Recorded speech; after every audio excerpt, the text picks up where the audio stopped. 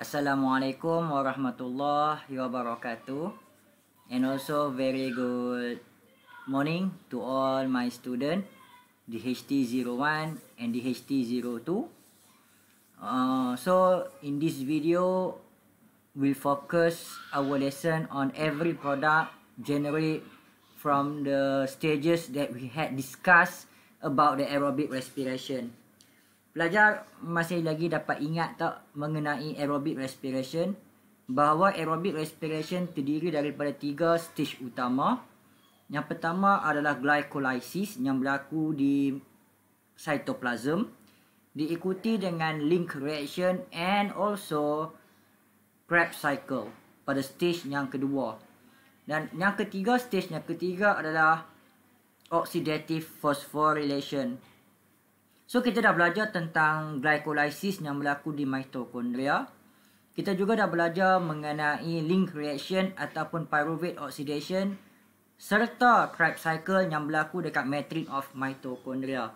Yang kita belum sentuh lagi adalah oxidative phosphorylation. Sebelum kita melanjutkan pelajaran kita berkenaan dengan oxidative phosphorylation, mari pelajar kita sama-sama cuba review balik apakah produk-produk utama yang telah pun terhasil melalui glycolysis serta link reaction and Krebs cycle. Yang pertama sekali kita lihat berkenaan dengan glycolysis. So highlight glycolysis dengan satu warna iaitu warna kuning. Dalam glycolysis dia melibatkan breakdown of the glucose kepada 2 molecule of pyruvate. Sepanjang breakdown of glucose kepada 2 molecule of pyruvate belajar, dalam glycolysis ini dia akan menghasilkan ATP. Sebanyak 2 ATP dihasilkan melalui glycolysis. So tulis dekat depan ni net 2 ATP. So highlight perkataan glycolysis dengan warna kuning.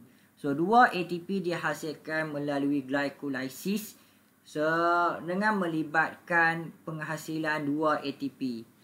Kemudian kita harus lihat dalam glycolysis juga, selain daripada ATP, glycolysis also generate molekul yang kita nak panggil sebagai reduced coenzyme, iaitu NADH yang bertindak sebagai electron carrier molecule, di mana elektron tersebut adalah dalam bentuk tenaga yang disimpan dalam bentuk elektron. So dalam glycolysis terdapat 2 NADH yang dihasilkan. So highlight glycolysis dengan warna kuning, highlight 2 NADH daripada glycolysis. So fahamkan dekat situ, dalam glycolysis ada 2 ATP dan 2 NADH yang terhasil daripada satu molekul glukos. Kemudian dia proses aerobic respiration bersambung kepada link reaction ataupun nama lainnya adalah pyruvate oxidation. Semasa pyruvate oxidation there are no ATP produced. So dalam link reaction ataupun pyruvate oxidation kita dapati tidak ada sebarang ATP yang dihasilkan. Semasa link reaction atau pyruvate oxidation ni terdapat molekul reduced coenzyme iaitu NADH juga dihasilkan. Daripada satu molekul glukos terdapat 2 NADH yang dihasilkan melalui link reaction ataupun nama lainnya pyruvate oxidation. So highlight ini dengan warna purple dan highlight 2 NADH yang dihasilkan melalui pyruvate oxidation ini.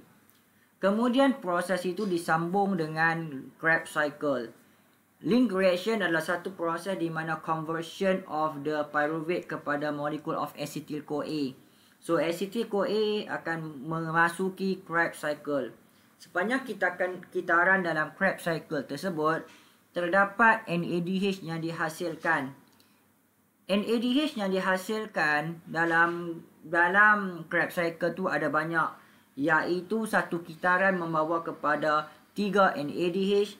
Apabila 2 kitaran yang melibatkan satu molekul glukos, maka 6 NADH dihasilkan. So highlight Krebs cycle ini dengan warna orange dan highlight 6 NADH dihasilkan.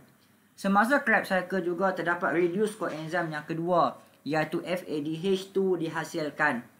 Jadi highlight Krebs cycle ini dengan warna orange, highlight 2 NADH2 dihasilkan.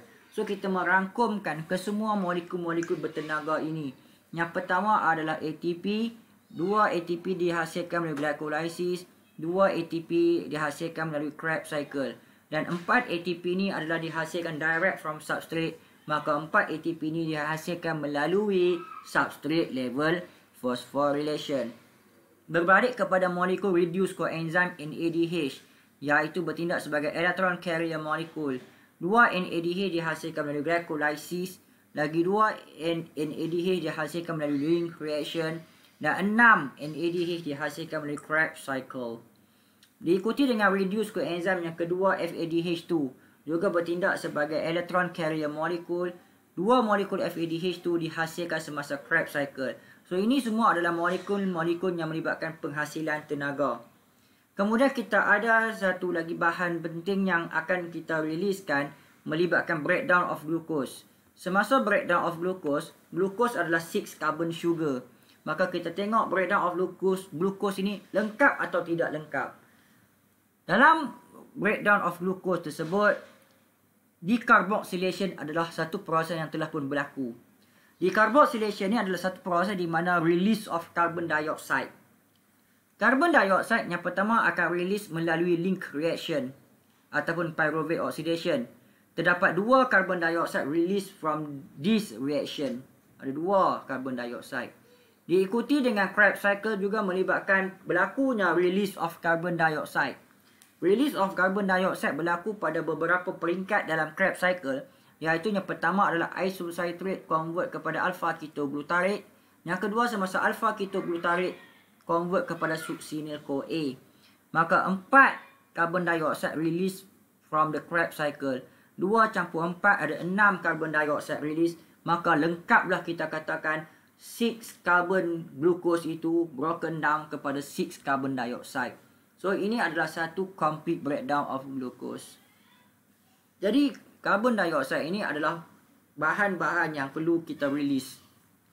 Maka inilah yang dikatakan sebagai produk utama bagi glycolysis, Krebs cycle dan juga link reaction. Jadi pelajar, kita akan sambung selepas itu. Produk-produk ini akan mula bergerak untuk melakukan oxidative phosphorylation. Kita ada pelajaran tadi bahawa kesemua produk-produk tersebut adalah hasil daripada glycolysis, link reaction dan Krebs cycle. Ada tiga produk utama dalam melibatkan penghasilan tenaga. Yang pertama adalah ATP, yang kedua adalah reduced coenzyme electron carrier molecule NADH, yang kedua adalah reduced coenzyme electron carrier molecule FADH2. Jadi apakah antara ketiga-tiga tu yang terlibat dengan oxidative phosphorylation? Sebagai permulaannya adalah penting untuk kita tahu bahawa oxidative phosphorylation ni adalah satu proses dalam penghasilan energi yang dipanggil dalam bentuk ATP. So oxidative phosphorylation is a very important step to generate ATP. ATP yang dihasilkan melalui oxidative phosphorylation ni adalah ATP yang kita generate daripada redox reaction, derived from the redox reaction. Maksudnya dekat sini ada oxidation, ada reduction. Daripada rajah yang kita nampak, ini oxidative phosphorylation terdiri daripada 2 bahagian penting. Yang pertama adalah satu bahagian yang melibatkan transfer of electron. So masih ingat lagi tak NADH, electron carrier molecule?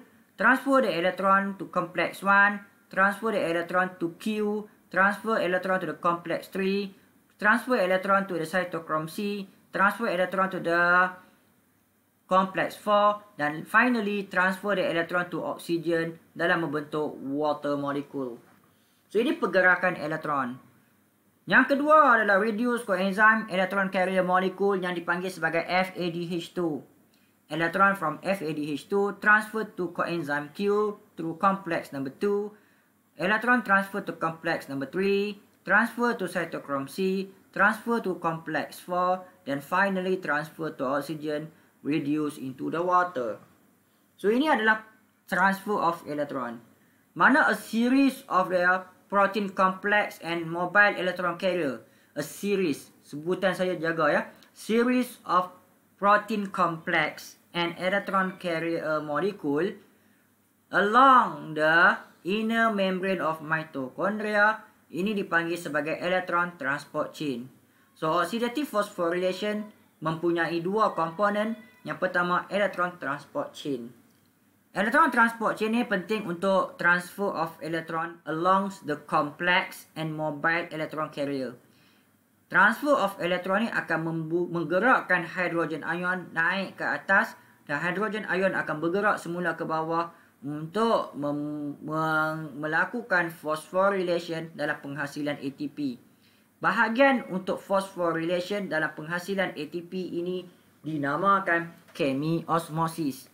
Oleh yang demikian, oxidative phosphorylation mempunyai dua bahagian. Yang pertama, pergerakan elektron iaitu electron transport chain. Yang kedua adalah coupling mechanism untuk sintesis ATP yang kita panggil sebagai chemiosmosis. Jadi the whole step dekat sini iaitu sebanyak 10 NADH. 2 campur 2 campur 6. 2 glycolysis, 2 link reaction, 6 Krebs cycle, 10 NADH dan juga 2 FADH2. 10 NADH dan 2 FADH2 ni akan bergerak melalui electron transport chain dalam menghasilkan ATP. Semua ini kita akan bincangkan pada video akan datang. Jadi, Assalamualaikum warahmatullahi wabarakatuh dan salam sejahtera semua pelajar.